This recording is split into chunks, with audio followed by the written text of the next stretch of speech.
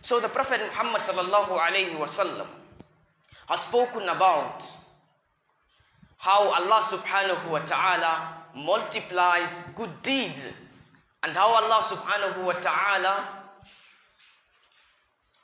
when we engage in sin, the sin that would be written against us, and when we intend to engage in a good deed and we don't engage in that good deed, what happens? And when we engage in that good deed, what happens? And when we intend to engage in evil and we don't engage in that evil, what happens? And when we engage in that evil, what happens? Allahu Akbar.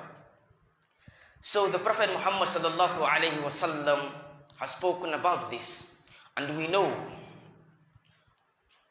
that as Muslimin and Muslimat, what the Prophet Muhammad sallallahu alayhi wasallam has said, when you intend to do good and then you don't get to engage in that good just for the intention you had to or for engaging in that good deed, you have a reward.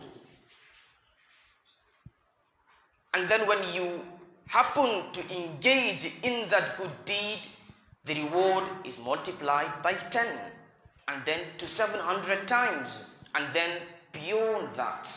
Allahu Akbar. And then when it comes to the sin, when you happen to make an intention to engage in a sin, and then you don't get to engage in that sin, you have one reward.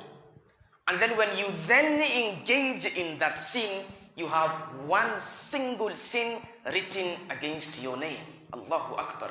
Look at the mercy of Allah subhanahu wa ta'ala. When you engage in the good deed, it was multiplied by 10 to 700 times, and even more than 700 times. And then when you happen to engage in that sin, just one sin is written against your name. Allah doesn't say the sin is going to be multiplied by 10 and then to 700 and then beyond that. This shows us the mercy of Rabbul Izzati wal Jalal.